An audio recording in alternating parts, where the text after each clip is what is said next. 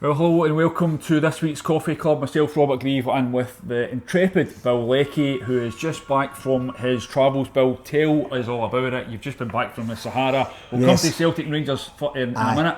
First of all, tell me about you've been trekking. We've been trekking 10 days in the high Atlas Mountains of Morocco, up to kind of 10,000 feet, where we met what you don't expect in places like Morocco. And the Sahara at this time of year, we met about 4 feet of snow, which was magic. You were up to your eyes in it? That's me, I was just about over my head. And then we're down into the dunes of the Sahara. It was incredible. We had 10 days of trekking, 10 days away, about 8 days of trekking for Macmillan Cancer Support. And delighted to say with the support of a lot of really good people, including yourself. Yep. We're sitting just under 71,000 for Macmillan for this trip. So it's been brilliant. Came home last night, put a telly on, watched a rerun of the Celtic game, and you were there, and it was highly impressive. Yeah, well, I think if you're weary after your trekking, and fair play to you, I think I'd be weary myself. I think the Celtic players this morning will be pretty weary because what a shift they put in. I thought they were outstanding. Brilliant. Started the game really well, had the setback, and then responded. It was. I'm going to go as far as to say I think that's as good a Celtic performance in Europe that I can remember. Yeah, I mean, we talk about the Barcelona win. Yeah. Other great performances that Celtic have had at Celtic Park, but I'm telling you, I thought the way they played last night was sensational. That took me back to the Martin O'Neill run to the final, when they played the likes of Liverpool and Blackburn and Stuttgart, and were really powerful and always looked as if they were going to win games. And last night was a Celtic team who reacted really well to that setback, as you said, who never stopped running. The mass press for the second goal is incredible, and the way players are just milling round and giving them no time. And that's against a team who love to do that themselves, Leipzig. But the thing, Robert, I thought was really impressive is that once they went 3-1 up, you got a wee bit of luck at the third goal with the goalkeeper made a bit of a mess up.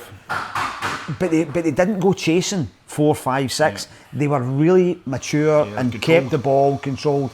And I know everybody's talking about Nicolas Kuhn, who's been great all season, and last night had one of those spells where he was unplayable. I thought Callum McGregor last night was absolutely magnificent. Yeah, I mentioned that in my match report actually. I thought, in fairness, I didn't think it was a failure in the Celtic team. I thought everyone to a man, from goalkeeper Kasper Schmeichel right through the team. They were terrific. Greg Taylor came into the side, which I was actually surprised at. Thought he was terrific. Trusty at the back, who I've had doubts about before the Atalanta game. He looks better on the left hand side, I think, than on the right. He was really good. He actually had a kind of ankle knock earlier on, which looked at the time as if it was game over for him. Kind of played through that. He had a mistake which led to the goal, or one of the mistakes. Celtic, he played a ball into the middle of the park, which was pounced on. Yeah. The Leipzig had a shot which was turned out for a corner again. I think it was a mistake from Kasper Schmeichel because it was going wide. He didn't have to make that mistake, albeit the first corner comes in, Arne Engels deals with it, put it out for another corner, but the way Celtic defended the second one wasn't good enough. I think Carter is slightly unlucky because he's got Kyogo in front of the man, he's behind the man, and it just flicks off his head. But behind him, nobody's really picking up Baumgartner. I think Engels has lost Baumgartner. So it's a bad start for them. You know, a bad start in as much as they had played well up till then. But then there are Celtic teams in the past in Europe who would have gone folded at that point. And also, if you look at last season at home, Celtic were quite good at getting started in games, but against Lazio and Atletico, they then found themselves going behind and chasing games again. So the way they responded last night, I thought was absolutely first class. Yeah, you touched on Callum McGregor. I mentioned him in my match report as well, because I thought he was terrific. As I say, everyone was.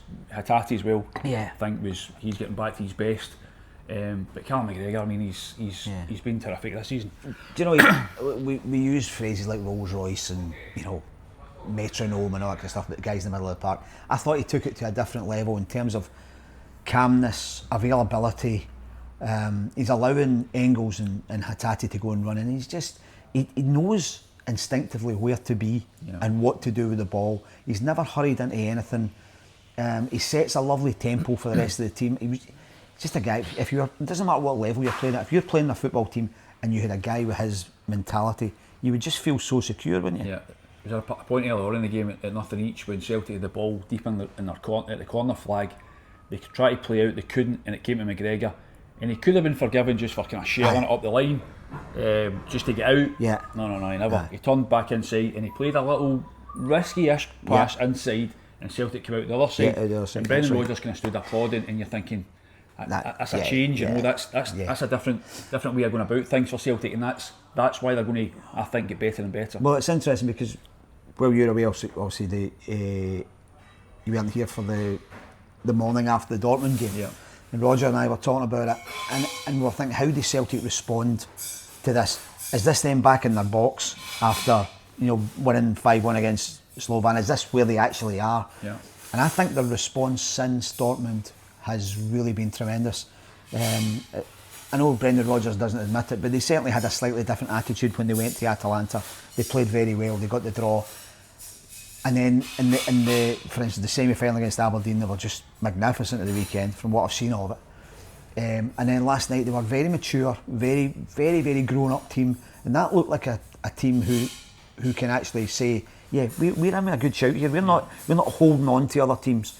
We've got a right good chance of being in this in the shake-up come January, February. Yeah, they're looking really, really good for the playoff spot. 7 points after 4 games now, albeit there's that job in Dortmund that we keep talking about. Yeah. But take that out, if they'd lost that game 1-0 in Germany, you know what I mean, there was a bit of negativity that came from that performance and that defeat, rightly so, by the way, because it wasn't good enough as much as how good Dortmund were. It wasn't good enough, but if they just lost that game, you know what I mean, they'd still 1-0, they'd still have 7 points, you know. Yeah, but so they're in great there's also position. kind of sliding doors things here, isn't it? Because had they lost at 1-0, they might have come back saying, well, we're quite good, and maybe they wouldn't have done what they did in so it was good, in Bergamo. A good thing from you think? Well, no, I don't think losing 7-1 is ever a good thing for anybody. But I think it's how you react in life to any kind of setbacks, and the reaction from Brendan Rodgers and his players. We've used this phrase on here a lot, the old insanity thing about making the same mistakes, expecting a different result. This time, after losing heavily in Dortmund, they didn't come back and do the same things in Atalanta, in Bergamo against Atalanta. They were more compact, they were very assured, they worked a lot harder, they got a lot closer. And last night they took that to a different level again. Yeah, that was one of the things actually Brendan Rodgers kind of mentioned in his post-match interview. He kind of spoke about how there was the analysis of that Dortmund game was important. They actually sat down and said, listen, is this what we want to be in the Champions League? But that's the point. And he can actually, the rephrase which he'd obviously been thinking about, we didn't want to be better, we wanted to be better. Yeah. Which was a very Brendan Very Rodgers. Brendan. He's obviously been lying a week at night thinking of something to say, but it was a great line. Yeah, it's a great line. It's very Ted Lasso, isn't it?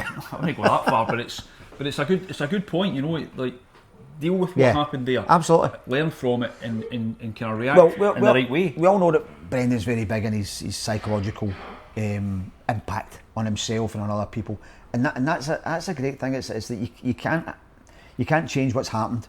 All you can do is affect what's going to happen to you in the future. And Celtic haven't done that in the past, because they've gone out and done the same thing over and over again in Europe. It's 5-0 and 6-0 and 7-0.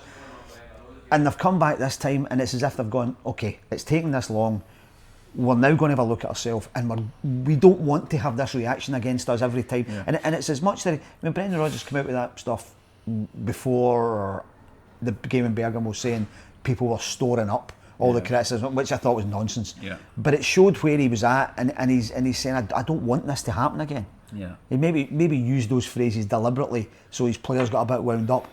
I think that's for the fans, to be honest with you. I think he says that stuff for the fans. I think it's very probably. It's a way. I think there's been a slight change in the way he's handled the media in his second spell, and I think it's very deliberate. I think he's trying to say things at times that the fans probably want to hear. Play to the gallery a little bit. And that thing about kind of you were sitting. He didn't pinpoint anyone in particular. No, because I don't think it can. Because I don't think it's the truth. I don't think it happened. But he was very deliberate in the kind of whole. You have it written already, which is just not true. Yeah. But listen, he said in his build up to this game, he said, "I'm sure you guys don't go in with your stuff already written before it's so." I like Brendan Rodgers. I think he's good for Scottish football, and I think he's a manager that's a top manager. I think he knows exactly what he's doing, and I think last night showed that. He knows what he's doing. It's interesting. People ridicule him at times, Bill. Of course he did. He gets a bit of the Ted Lassos, which I think's and there is a. Do you know, because he's and I'm very interested in the same things he's interested in.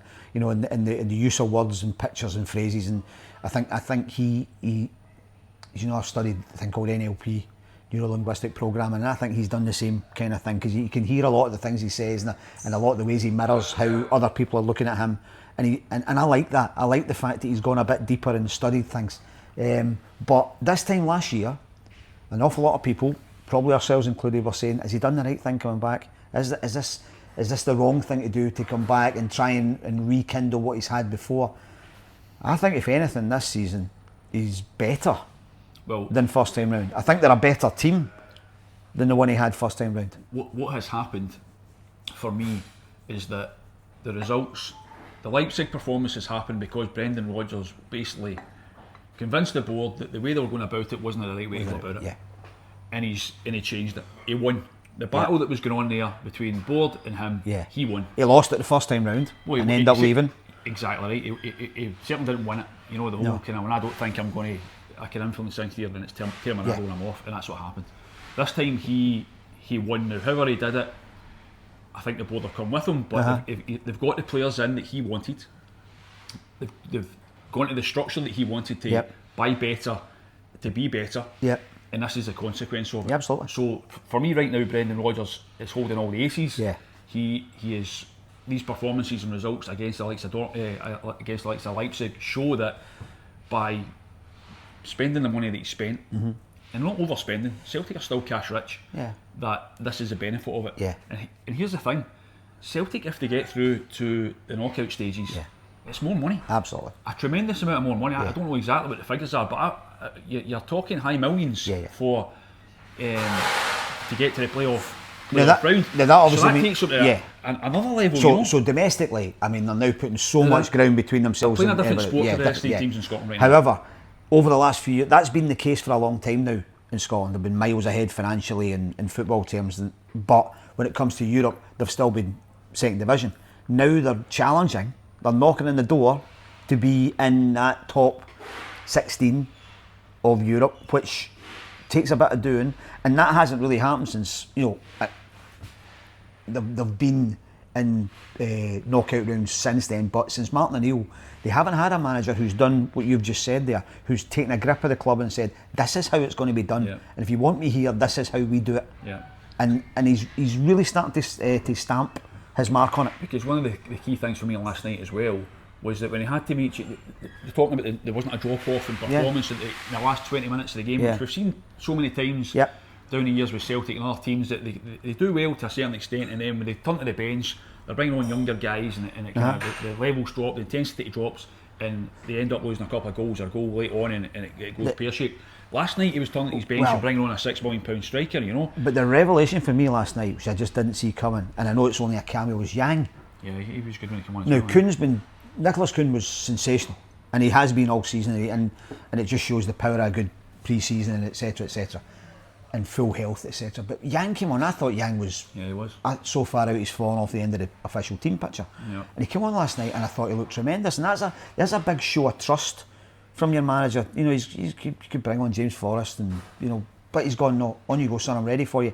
And I thought the boy came on and looked. Now, if he's now starting to get more out of his fringe players, it can only make them stronger going forward, can it? Yeah, absolutely. But I mean, he did make big decisions. We mentioned earlier on about Greg Taylor, who he's not signed a new contract yet. I don't know how much that's got to do with things there, possibly not. But he's kind of fallen behind Vai, Alex Vai, who's come in for Barcelona, who I thought was ropey to begin with, but has found his feet. He uses the ball very well. Initially he didn't. For me that was his failing. You thought, this kid's at Barcelona and he kept giving the ball away. He actually did it against Atalanta time and again. And you watch Brendan Rodgers in the touchline, he was frustrated by it. But the kid grew into the game, and I think when he came on last night, there was an initial when he came on. When he came on, there was a ball into the box, and he backed off the guy, and there was a shot. In fact, it might have been the one that Schmeichel saved. And you thought, he needs to liven up, and he did. The point is, he did. He had a lovely wee cushioned header back to Schmeichel when they were under pressure, and he immediately spun into space to take the ball back. And you're thinking, there's the ball.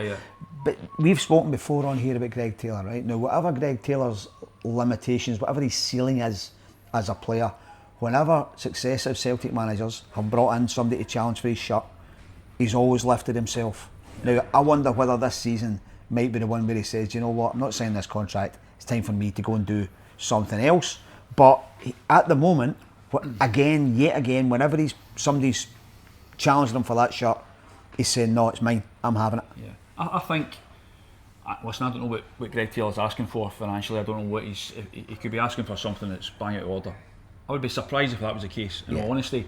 But I think if you're Greg Taylor, you've earned a contract. Yeah. You've earned a new contract, so I don't think he'll be asking for the world. I'd be very surprised if he is. And I think Celtic would do right to look after him. Uh-huh. He's 27. He turned 27 yesterday. He's got his best years ahead of him. Yeah. He can be relied upon in the key games. Yeah. I think Celtic would be smart to get that done. Yeah. Really smart to get that done, and I hope for his sake, if he wants to stay at Celtic, I hope for his sake that he does, because we've seen players, not so much recently, but we've seen players at Celtic down the years, Scottish players, who do a job for the team, and then when it comes to the contract negotiations, they get treated differently from some of the other guys who've come from overseas. I remember Gary Caldwell having a very pointed press conference. We were on a trip somewhere, and he made that point, and he was right. You know, at that time certainly he was right, and I hope Celtic will get away for that. I think if Greg Taylor, unless he's been silly, but I don't think he will be, or unless he's made his mind up that he wants to do something different. Maybe he has. You don't know that. Yeah. He's just got married in the summer, and maybe the case. Maybe it's time for him to do that. Yeah, but that's his business. But if he wants to, if he right now is in negotiations with Celtic, and the issue is money, and I don't know that it is, genuinely don't know that it is, then I hope they come, and he wants to stay. I hope they come to some kind of compromise, because, as I say, I think he's earned it. Absolutely. I really think he's earned that. Yeah, I mean, he is one of these players that you get everything that he has. Yeah. You know, and I don't say that in a patronising way. You genuinely do get everything from him. I think it's a position that over the years I keep thinking, no, they're going to go and spend proper money. You know, they went and spent proper money on Alistair Johnson, who's been a great signing, and you're thinking they're going to go and do the same, but they don't, because they obviously trust him. Yeah. They obviously trust Greg Taylor. Yeah. We'll keep an eye on that one anyway in the coming weeks. Hopefully time will tell whether they get sorted soon. Yeah. Rangers tomorrow. Andy Devlin is in Athens for us for Olympiacos against Rangers. Another huge night for Philippe Clement. You were on wherever you were, the sand or the snow, wherever you were. Both last week when Clement's under a bit of pressure. Yeah, absolutely. They got the win over Motherwell at the weekend. It was a very they did deserve to go through. Don't think there's any doubt about that. But it was hard. They hardly blew Motherwell away, in all honesty. And they play Olympiacos tomorrow night, 4 Hearts at the weekend. Yeah. He's still under P. I found, as I do quite often these days, his reaction to the Motherwell game very odd. You know, let's use this as a reference point for the rest of the season. At the end of the day, they were goal down to Motherwell, and they came back and they won 2-1 with a late goal. And if that had happened in a league game, the fans would have been away by 20 minutes to go, wandered them to the subway, because they'd be saying, oh, it's the same rubbish again. Now it gets them into a cup final, which is magic. That's great for Rangers. They're into a cup final, they've got something to aim at. But I think he's going to have to be very careful with what he comes out and says to the media, and therefore to the fans, because they're not stupid. You know, and time and again, you know, the defeat up at Pittodrie in the midweek before then, and it was, well, on another night. Yeah. You know, and the same as the 3-0 defeat at Parkhead on another day. You know, you look at the stats with the same number of shots as them. I think he knows he is being very logical and very Philippe Clement about it, but the fans aren't buying that. They're just not buying it. It has to be stronger from him. That's what I feel. Yeah, no, absolutely. I think people were making that point last week about the performances are bad enough, but it's the way he's dissecting the games just making it worse. You know, he's saying things that, as you say, the fans aren't daft. They're watching the games with their own 2 eyes, and they're seeing performances that are nowhere near good enough for Rangers, and yet he's coming out and talking about, well, we're a toenail away from scoring. And if you were a Rangers fan who had travelled to Pittodrie and seen your team lose to Aberdeen, and then watch what Celtic did to Aberdeen at the weekend, I think you'd be thinking, what's going on? You know, I'm not saying Rangers should have gone to Pittodrie. I think right now Aberdeen are a better team than Rangers. Yeah. You know, pound for pound. Yeah. And I wasn't surprised in the least that Aberdeen beat Rangers. Yeah. But to then see how Celtic took Aberdeen apart must have been quite hurtful for the Rangers fans. You do feel as though things are still bubbling under there. At the weekend, the Rangers fans behind the goal, the what do you call them, the Union Bears guys. They have a lot of banners, don't they? They do, every 10 minutes. Enough, but they brought out a kind of, was it parking code Yeah. time to go, ready obviously made. They Yeah. maybe, well, which again, understandably, but you do get the impression that if they lose in Athens, which Yeah. I think there's every chance, the pressure then heaps on back for the Hearts game Yeah. at Ibrox on 3:30 on Sunday, and if you know it's as 5 if, o'clock on Sunday. sorry, is it 5? Weird. What, another weird. I think it's on 5:30. Yeah, something like that. It's a weird, another It's weird later on, kick-off you're time. right, You're right. You know, it's in fact Celtic play earlier. Yeah. I'm at Rugby Park on Sunday, Yeah. and if Celtic win that game again, so you do get the impression for Philippe Clement right now that he's going. It's kind of game by game. Robert, he's in that position Ten Hag was at Manchester United, where there's now an acceptance that, you know, we talked about it weeks ago, and I was saying that it was starting to swirl around in social media. He's one game away, and you said that's nonsense, and you were quite right at that point. But now, as it moves along, another couple of defeats down the road, and you do feel it's in Ten Hag territory, where it's people are now.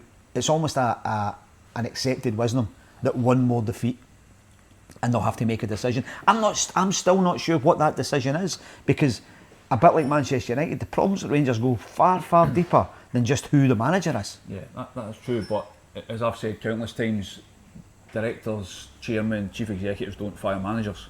No, fans The do. supports them. You know, so if But directors and chief executives do give managers contract extensions when they're not ready for one. yeah, but that for me that was just optics. That didn't make the slightest bit of difference to anything. No. That was they were under a P at the time, and they threw a bone to the fans because it was optics. It didn't change. It's not going to change a huge amount in terms of what they have to give them. No. Settlement if it comes to that, and it was just the way it was perception. It's perception. It's Perception. the same as happened to Hearts with Naismith. Naismith. They all got, him and his team all got contracts extensions at the start of the season. Nobody really bought into the fact that, well, that's a reward for anything, because it certainly wasn't a reward for what Clement did last season. It wasn't a reward for Naismith, and it didn't stop them getting rid of Naismith when results were going bad and fans were turning against them. Yeah. Again, it's a really difficult position for a manager, because if he goes to Greece tomorrow night and gets a 0-0, or he wins 1-0, and people won't be carrying him around the park shoulder high, but if he loses 1-0, then everybody's going to be after him again. At the same time, I think even if they win 1-0, which would be great for Rangers, I think if they were to lose 2-0 to Hearts, then that's what I'm saying. That's what I'm saying. It's Ten Hag. It's every game. Yeah, you know what I mean. It's almost the results in the Premiership right now are arguably more important for Rangers than they are the European games. But I always think in circumstances like this, it's 2 games, it's back-to-back games. It does for managers if they lose one and the pressure mounts, and it's the next one. But so I think Pep's in trouble, isn't he? 3 in a row. No, I don't think he's in trouble. Listen, we'll see what happens with Philippe Clement. Again, I like him. I think I've been surprised at some of the things he's been saying in the last little while. I thought when he first came in to Rangers, it was a kind of breath of fresh air. I thought he was really good. I liked a lot of what he said. He seems a good guy. He seems kind of a straight guy. But I don't know. I think he's in bother. I think it's a big bother, and whether he's a good guy or not a good guy won't change that. Makes no one. And you're right.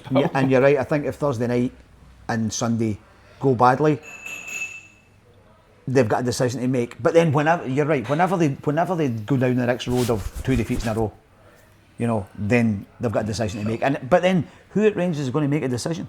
We've talked about the vacuum in there. Yeah, we have spoken about that. Yeah. But I think that's something that possibly could be changing soon in terms of an appointment. But international break coming up as well. Often that's the case. That's maybe an opportunity that clubs see. But listen, Rangers could get a great result tomorrow night. I hope they do. Absolutely. I really hope they do. It'd be great if some good performances and results in Europe from the Scottish teams. Coefficient soaring. I think we're 13th. Wow. which is fantastic for Scotland. And it'd be great if they could do that, and then we'll see what happens at the weekend. But Hearts as well. Yes. The fact that Hearts are playing tomorrow as well. Yeah. That means they've got a bit of. They're going to be tired from that game as well, so they're going to be impacted from the European game there. Absolutely, and they've made a where are they again? Home to Heidenheim. Heidenheim. A little surprise packet from Germany who got themselves into Europe, having come from nowhere. But again, a wee setback at the weekend for or I've lost track of days, but when they lost at home to Kilmarnock. You've been away? I've been away. Kept that quiet. I'll tell you how tired I was last night. I sent an emergency message to Andy Devlin last night saying, Andy, can you pick me up a pass for Ibrox?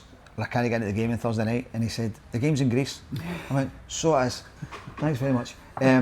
So a wee setback for Critchball at Hearts when they lost to Kilmarnock, but they've made a great start in Europe and they'll be hoping to continue that against Heidenheim. And I hope so for Scottish football, because we've had a couple of good rounds in Europe now for our teams after a bit of a sticky start.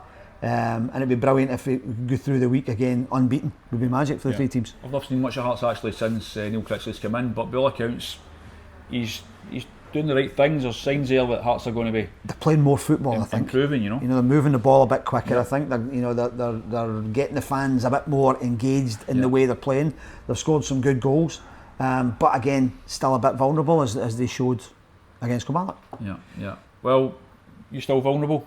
Oh, I am going to have another one of these coffees and maybe a couple of cakes. He's the weary man today, people. But weary but happy. I tell you what, you come back for these things and these are experiences that you'll never forget. And it's I don't know what to talk about. It was brilliant. And anybody out there who's been part of this and who's donated to us, thank you so much. You did get a lot to let people know. Bill sent a WhatsApp to about 300 folk saying, hi, I've not spoke to you for a long time. Any chance of some money? And some great people come back and did you get a lot of that put an extra 1,000 in overnight the night before I went, which was great. So personally I'm sitting just about 6,000 for mine, and the team of us, there's 11 of us, were just went over the 71,000 last night, so it was magic. So it's a good way of doing things, wasn't it? Getting people to contribute and then getting a wee holiday and a wee break. And I could see that climbing in the snow up to 10,000 feet in Morocco. It's exactly the kind of holiday you need this time of year. See that sitting on a beach in Tenerife? Stop biting. Right, let's see about these cakes. Well, we've got Marco's sorted out. There's always here at Bella Vita. There's a bit of carrot cake here, which looks lovely. There's some iced gingerbread. There's some little Rocky Roady type numbers. You're just back from a Rocky Road? I'm back from Rocky Road, aye. So, as ever, I will not have any cakes. Robert will put them all in a box and say, I'm taking them back for the guys in the office. And he'll fill up. That's exactly what I do. Listen, thanks for joining this week. As always, if you want to like and subscribe, or whatever it is you do with these things. Whatever the kids do. Like and subscribe to the channel. The people have been getting in touch, making comments. If you want to say to us, get in the comments, let us know. And we'll be back at Coffee Cup next week. Cheers.